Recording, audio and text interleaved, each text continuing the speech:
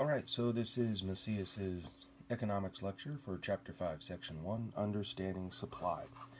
We'll go over the law of supply, what are supply schedules and curves, the elasticity of supply, and the factors that affect elasticity of supply. On this lecture, I will provide a brief amount of time after the narration for you to get the information down. However, since you control the pausing and the playing of the video, pause as you need to make sure you get down all the information from the slides. And here we go.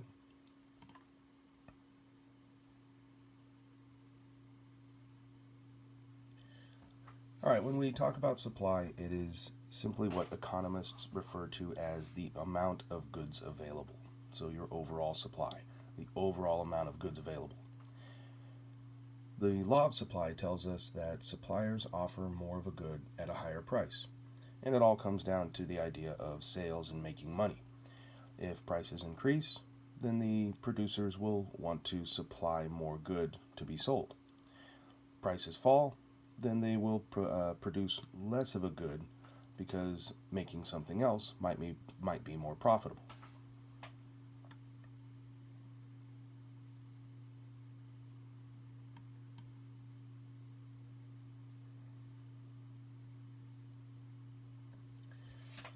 Now, a different term is quantity supplied. This is the amount of a good offered for sale at a specific price. So whereas supply, the idea of supply, is just your overall supply in general, quantity supplied has to do with those supplies at specific prices. So supply is your overall amount of a good, whereas quantity supplied, available goods at specific prices.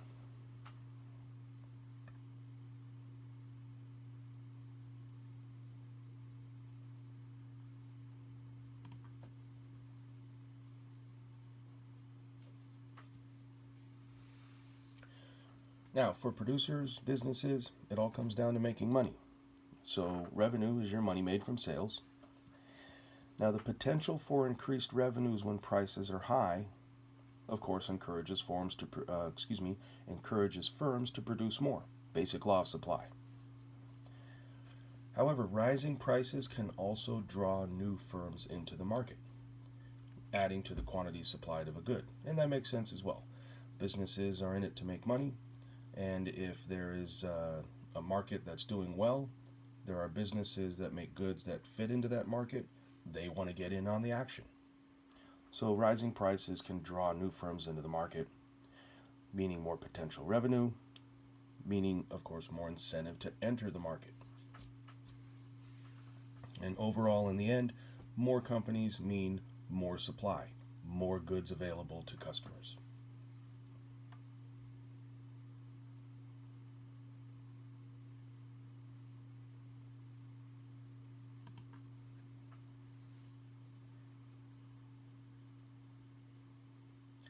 All right, what if prices fall? Well, prices fall, then kind of the opposite happens. Firms will produce less because something else that they make or something else that they could make could be more profitable. And if prices either continue to fall or if there's just a sustained drop, then firms can drop out of the market, decreasing supply. However, notice that in these situations, price is still the driving force. If prices rise, then production rises. More firms enter the market. If prices fall, production falls, and firms may leave the market. Again, price is the main factor here, as long as price is the only thing affecting supply. So, even on the supply side of things, ceteris paribus is a major factor.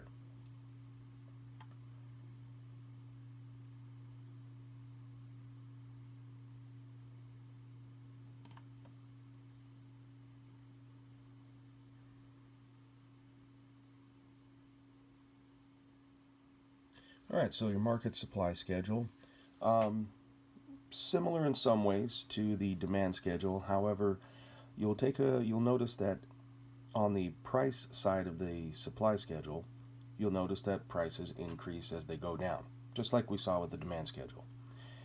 However, on the supply side, you'll notice that supplies increase as you go down the column. Okay, so with law of supply, as prices rise, quantity supplied also rises. So at 50 cents per slice of pizza, there's 1,000 slices produced by the supplier. We jump to $1.50 per slice, 2,000 slices supplied. $2.50 per slice, 3,000 slices supplied. So again, as price increases, so does the quantity supplied.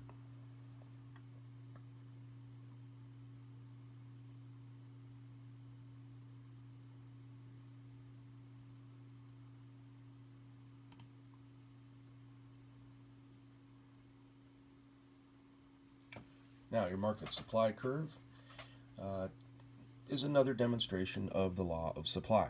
It takes your demand schedule, the data from the demand schedule, plots it onto a graph, and gives us a supply curve. So we take the same data from the schedule. We'll start with the 50%. First of all, you'll notice that the graph itself is set up the same way. Okay, we have price along the left-hand side going up, and we have quantity along the bottom increasing as you go out. Now notice that the label at the bottom is a little bit different. Okay, instead of putting quantity demanded along the bottom, we will use either quantity supplied or, as they do here, simply output. So we'll start at the 50-cent level. At 50 cents per slice at the bottom there, 1,000 slices of pizza were supplied. If we jump to $1.50, we see that 2,000 slices are supplied. At $2.50, 3,000 slices, and you can see that it keeps going up from there. Different shape on the supply curve. Okay, whereas the whereas the demand curve had a downward sloping trend, the supply curve has an upward sloping trend. And the reason for that is, as prices rise, so does the quantity supplied. Again, producers are in it to make money. Higher prices mean more supply, more potential revenue.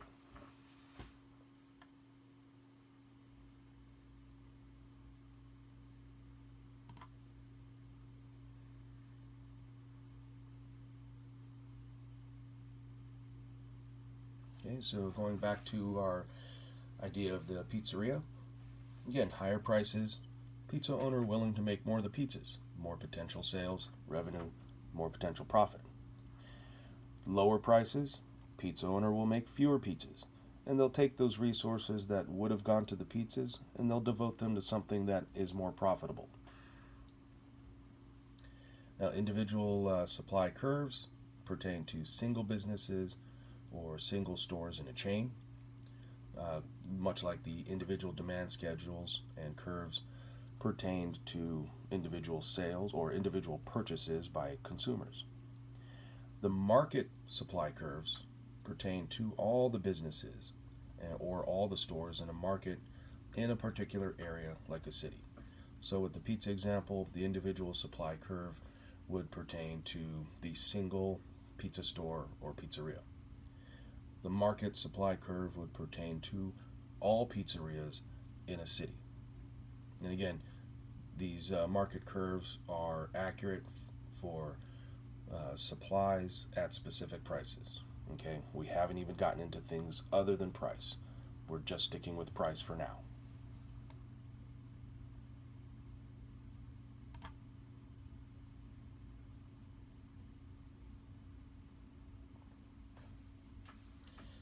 The cool thing about elasticity of supply is that it works the same way as the elasticity or inelasticity of demand. Okay, it's a measure of the way that quantity supplied reacts to a change in price.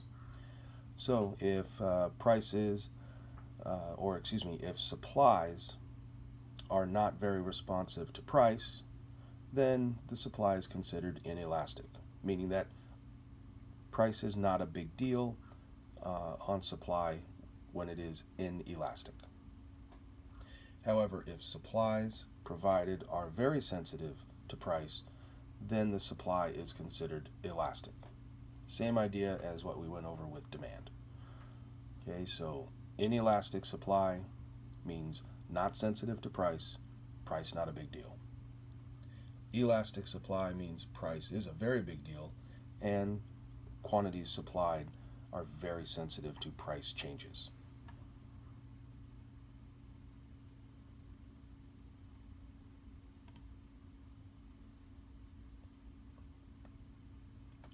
All right, so let's take a look at what affects the elasticity of supply. Well, to be frank, it's time. Okay, for businesses, it's all about time. In the short run, in other words, in the short term, the short time frame, supply is very inelastic. All right, they can't just change their supply on a whim. Okay, companies, firms, whether they be an orange grower or whether they be a manufacturer, they need time. The orange grower, think about it. They need time to plant, they need time to wait for the harvest, and then harvest the oranges. That's the only way that they can increase supply. Manufacturers, they have to have the resources. They may have to wait on a little bit of the resources, and then they can manufacture the goods. Again, they need time. So inelastic or short run, in other words, short time frames for manufacturers, firms, producers, means that their supply is going to be inelastic. So this is one of the non-price factors that can affect supply.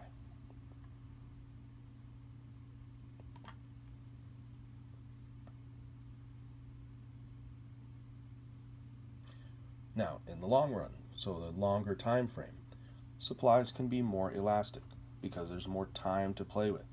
The producers, the firms, they get more time. Taking the orange grower again, they have time to plant, they have time to harvest, they have time to get more product out to market, out to the stores, which of course means more potential revenue. For the manufacturers, availability of resources now gets better, and now they have time to actually manufacture the good, and now they can get more product out to sale or out to sell. Okay, more product available means more potential revenue, more potential profit.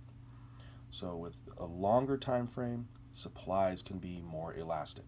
Again, a non-price factor that affects supply.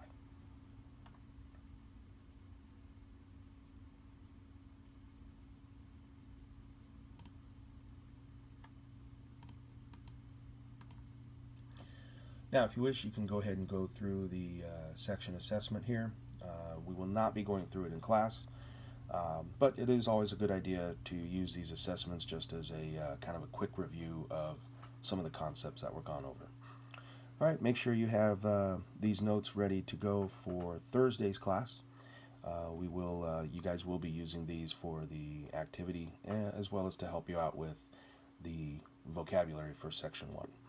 Okay, good job, guys, and we'll see you later.